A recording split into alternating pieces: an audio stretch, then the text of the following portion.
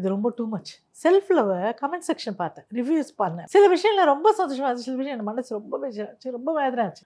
ஒரு அம்மா எழுதுறாங்க, மேடம் நீங்கள் பாட்டு சொல்லிட்டு போயிட்டீங்க, நான் அந்த நைட்டியை மாற்றிட்டு நல்ல ட்ரெஸ் போட்டா நீ யாருக்காக ரெடி ஆகுற, எதுக்காக அந்த மாதிரி அலங்காரம் பண்ணிட்டு சுத்துற அப்படின்னு கேட்குறாங்க.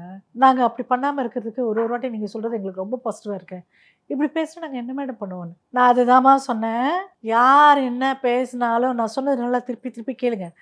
ஊர் உலகம் என்ன வேணா நினைக்கட்டும், என்ன வேணா பேசுகிறேன், நீங்கள் அதை மூளையில் வச்சுட்டு அவங்களுக்கு பாசிட்டிவ் எனர்ஜி போடுங்கன்னு சொல்கிறேன். அவங்கெல்லாம் நல்லவங்கன்னு சொல்லுங்கள். இந்த எனர்ஜி போய் உங்களுக்கு ஹிட் ஆகி நல்ல மாற்றம் தெரியுமா?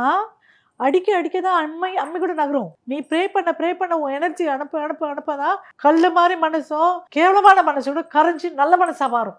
நீ ட்ரை பண்ணி பாரு. அதுதான் நான் சொல்கிறேன், நீ செய்கிற கடமையை செய். நீ நல்லா இதுக்காக நீ ட்ரெஸ்ஸை மாற்றிட்டு நைட்டிலேருந்து வெளியில் வராமல் திருப்பி அழுக்கு துணியோட சேர்த்துட்டு என்னை தண்ட சோறுன்னு சொல்கிறாங்க ஒரு அம்மா. இதெல்லாம் ரொம்ப தப்புங்க. நீங்கள் ஒரு நாள் இந்த அம்மா கையில் சாப்பிடாம ஒரு நாள் ஹோட்டலில் போய் சாப்பிட்டு பாருங்க, கேவலமாக இருக்கும் ஹோட்டல் ஃபுட்டு. கையில் பார்த்து சமைக்கிறவங்க வீட்டில் உடம்பு ஆரோக்கியம் இருக்கும், அன்போடு இருக்கும், அவங்க கடமையை அவங்க கரெக்டாக செய்கிறாங்க. நீங்கள் அதை பார்த்து பாராட்டலாம் ஹர்ட் பண்ணாதீங்க. எந்த ஆம்பளையும் சரி, எந்த பொம்பளையும் சரி, ஒரு லேடி வந்து ஹவுஸ் ஒய்ஃப் வேலை செய்கிறாங்க, நம்ம வீட்டுக்காக போராடுறாங்க, ஹெல்ப் பண்ணுறாங்கன்னா அவங்கள நீங்கள் மனசு நோக்கடிக்க வேண்டாம், பாராட்ட வேண்டாம். அட்லீஸ்ட் உங்களுக்கு அப்படியே விட்டுட்டா கூட அவங்க பாட்டு அவங்க சரியாயிடுவாங்க. பேசாதீங்க. ரொம்ப ஒரு வார்த்தை வெல்லும், ஒரு வார்த்தை கொல்லுன்னுவாங்க. ஸோ அந்த வைப்ரேஷனோட அந்த அம்மா சமைச்சதுன்னா நல்லா இருக்குமா சாப்பாடு? அந்த மனசு வலியோடு அந்த சமைக்கிறாங்க. இந்த எனர்ஜியெல்லாம் அந்த சமையலில் போகுது. அப்புறம் எப்படிங்க சமையல் நல்லாயிருக்கும்? அதனால தான் சொல்கிறேன், அழகாக ட்ரெஸ் பண்ணிவிட்டு நீங்கள் சமைச்சிங்கன்னா அந்த எனர்ஜியை வேறு, பெட்ஸை கொஞ்சிட்டு அதனோட பாட்டு கேட்டு பண்ணால் அதோட ருசியும் வேறு மாதிரி இருக்கும். நீங்கள் செலுத்துகிற அன்பு அதில் விழும், உங்கள் எனர்ஜி அதில் பாஸ் ஆகும், தேவாமிரதமாகும். ஸோ தயவுசெய்து நான் வீட்டில் இருக்கவங்க சொல்கிறேன், சமைக்கிறவங்கள பழிக்காதீங்க. அழகாக இருக்க பொண்ணுங்களை வந்து நீங்கள் அவங்கள வேறு ஏதோ பேர் சொல்லி அவங்கள மனசை நோகடிக்காதீங்க.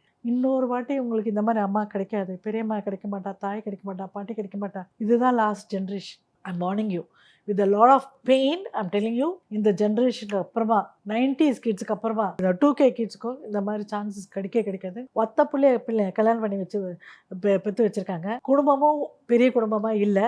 ஏன் அதை சொல்கிறேன்னா, நல்லது கெட்ட சொல்கிறதுக்கு வீட்டில் ஆளே இல்லை. எல்லா தாயும் தன் பிள்ளைங்களை ஒழுங்காக தான் வளர்க்குறா. அவன் கெட்டு போகிறது எங்கே தெரியுமா? மூணாவது ஆள் யாரோட? அவன் ஃப்ரெண்ட்ஸ். அதை சொல்லுவாங்களே, talk about your friends, I'll talk about youன்னுவாங்க. உன் ஃப்ரெண்ட்ஸ் எல்லாம் யாருன்னு எனக்கு காமி, நான் உன்னை யார் நான் சொல்கிறேன்னு. ஸோ சேராரோடு சேரக்கூடாது, சேர்றவங்களோட தான் சேரணும். அப்புறம் அம்மா கொடுத்த எஃபர்ட்டு, நீ படித்த எஃபர்ட்டு, நீ வாழ்க்கையில் முன்னேறி ஆகணுன்ற எய்ம்ஸ் எல்லாம் வீணாக போகும். யாரோட பழகிற, என்ன டெசிஷன் எடுக்கிற, நல்லவங்களோட பழகுங்க, நல்லவங்களோட சேருங்க, நல்லது நினைங்க, நல்லது நடக்கும். Okay, thank you.